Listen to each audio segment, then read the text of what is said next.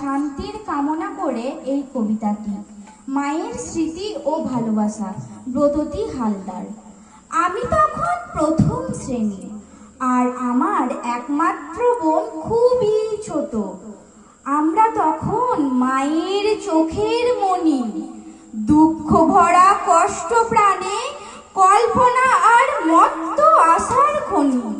গিয়েছে দিন কোথায় চলে, ভুলিনি তাও সেসব সুখ, স্মৃতি ও ভালোবাসা।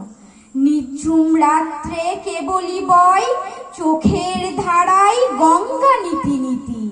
মাঠের শাক আর খুদকুড়ো বাবা আনতো, এবং মা আমাদের জন্য অনেক কষ্ট করে রান্না করত। বলতো, খোকা বোনকে নিয়ে আয়, খেয়ে নে। খোকার যে খেতে সন্ধে হয়ে যেত। মধুর হাসি, গল্প বলা, মাটির ঘরে মায়ের কোলে শুয়ে ঘুমিয়ে যেতাম।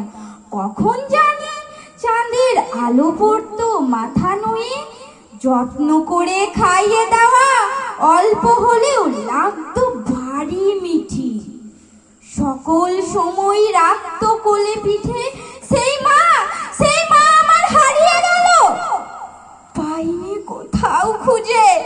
ঘুরেছি কত দেশ, কত জায়গা, তবু জানি না কেন আমায় ছেড়ে চলে গেল বহু দূরে। অনেকে কি আর গল্প শুনিয়ে খাইয়ে দেবে না, কোলে মাথা রেখে ঘুম পাড়িয়ে দেবে না?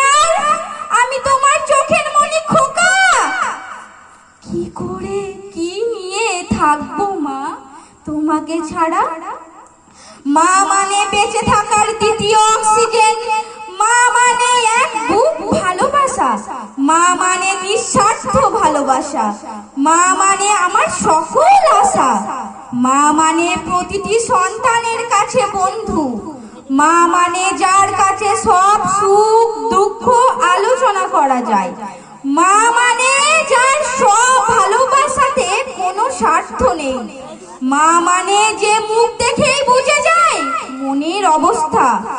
মা মানে সারাদিন ক্লান্তির পর যার কোলে শুয়ে আসে পরম শান্তি। মা মানে যে আমাদের সব দোষগুলো বাবার থেকে লুকিয়ে রাখে। মা মানে কোনো ডিগ্রি ছাড়াই ঘরের ডাক্তার। মা মানে সংসারের প্রতিটি মানুষের সুখের কারণ।